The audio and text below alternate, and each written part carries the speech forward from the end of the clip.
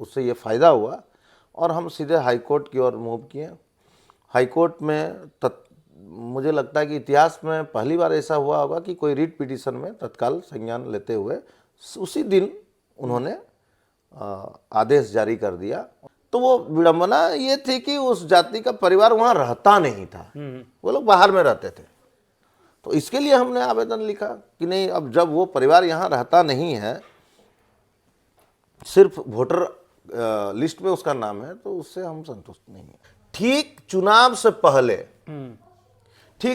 पहले एक ये देखिए, ये निर्वाचन आयोग का है, राज्य निर्वाचन आयोग का एक रोस्टर जारी होता है। उसमें स्पष्ट रूप से लिखा जाता है कि झारखंड नगर पालिका अधिनियम 2011 की धारा 16(2) एवं झारखंड नगर पालिका निर्वाचन एवं चुनाव याचिका नियमावली 2012 के नियम 5 और यहाँ सरायकेला जो उप निर्वाचन पदाधिकारी का कार्यालय है, उसके जो कर्मी हैं, उनकी मानसिकता का कारण उसे इस तरह से क्लब करके बनाया गया ताकि एक काम में कई और काम थे। जैसे शमशान घाट का काम, बोर्ड होगी, बोर्ड बैठेगी नगर पंचायत में, बोर्ड के द्वारा निर्णय लिया जाएगा एवं पुनः सारा चीज जो रुका हुआ काम है शुरू होगा। और सरायकेला जो एक दूरदृष्टि है उसको देखने का, सरायकेला को बनाने का, नया शहर का आयाम देने का व्यवस्था है, वो पूरा होगा। नमस्कार, आप देख रहे हैं छोटा नागपुर लाइव और मैं हूं दशरथ प्रधान। आज के पॉडकास्ट में हमारे साथ विधायक प्रतिनिधि संदाचार्य जी जुड़ रहे हैं और इनका काफ़ी सारे पॉडकास्ट जो है हमारे चैनल के माध्यम से आप देखे होंगे। और जो भी सरायकेला की समस्या है, एक तरह से कहा जाए कि विधायक यहाँ के पूर्व मुख्यमंत्री चंपई सोरेन जी के परछाई हैं, वो डायरेक्शन देते हैं, काम आप करते हैं। तो हमेशा कुछ भी समस्या होता है तो इन तक हम पहुंचते हैं, इस समस्या को लेकर किस तरह वो प्रशासनिक विभाग से लड़ते हैं, ये भी काफ़ी सारे वीडियोस न्यूज़ के माध्यम से अक्सर जो है देखने को मिलता ही है आप सभी को।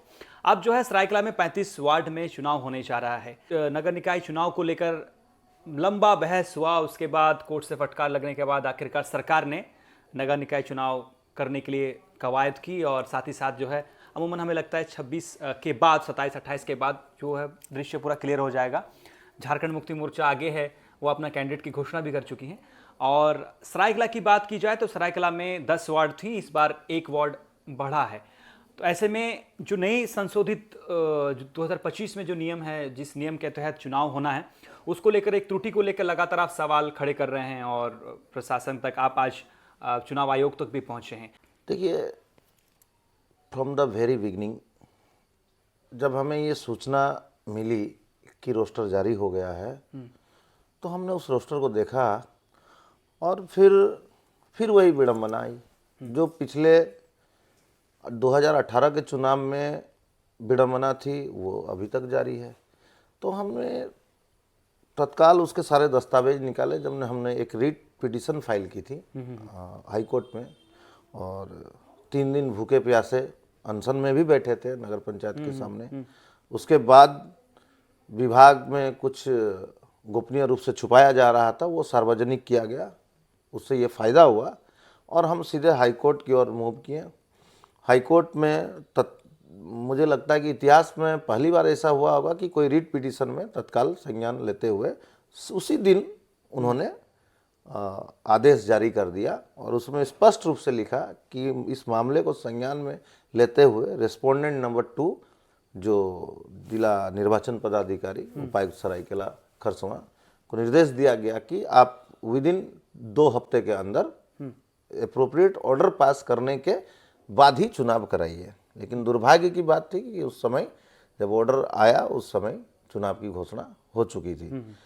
तत्कालीन डीसी साहब ने ये बताया कि आपका कहना सही है, हम इसको मानते हैं, ये मानवीय भूल है कि किसी उस समय ये था कि अगर एक परिवार भी अगर है उस पर अगर उसको आरक्षित किया जाता है, जिस जाति के लिए उसको आरक्षित किया जाएगा उसका एक परिवार भी होता है, तो उसके लिए आप नहीं कर सकते। तो वो विडंबना ये थी कि उस जाति का परिवार वहाँ रहता नहीं था, वो लोग बाहर में रहते थे। तो इसके लिए हमने आवेदन लिखा कि नहीं, अब जब वो परिवार यहाँ रहता नहीं है, सिर्फ वोटर लिस्ट में उसका नाम है, तो उससे हम संतुष्ट नहीं है। क्षेत्र की जनता असंतुष्ट है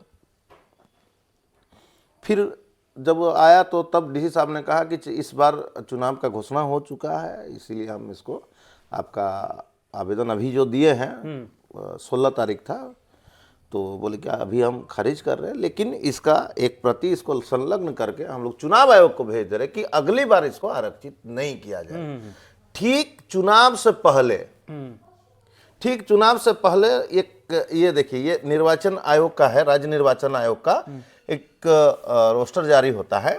उसमें स्पष्ट रूप से लिखा जाता है कि झारखंड नगर पालिका अधिनियम 2011 की धारा 16(2) एवं झारखंड नगर पालिका निर्वाचन एवं चुनाव याचिका नियमावली 2012 के नियम 5 में इसमें एक संशोधन होता है जो दिनांक 29/10/2025 के द्वारा यथा संशोधित।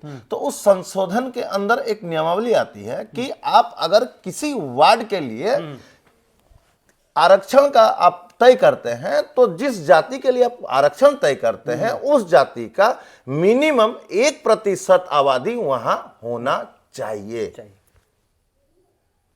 तो ये 2 जगह के लिए, खास करके 2 जगह से रीट पिटीशन फाइल हुई थी, एक सरायकेला से और एक रामगढ़ से।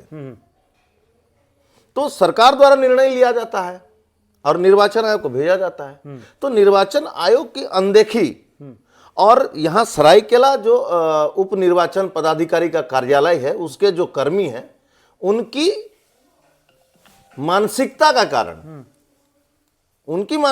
कारण वो उस पर ध्यान नहीं देते हैं और रोस्टर जो पुराना रोस्टर रहता है उसी को भेज देते हैं राज्य निर्वाचन आयोग को। तो हमने चैलेंज किया कि जब यहां पे अमेंड होता है कानून जो 2025 अधिनियम में, उसको फिर से उसमें कुछ परिवर्तन किया जाता है और उसमें कुछ बदलाव लाया जाता है, तो उसका आप फॉलो क्यों नहीं करते हैं?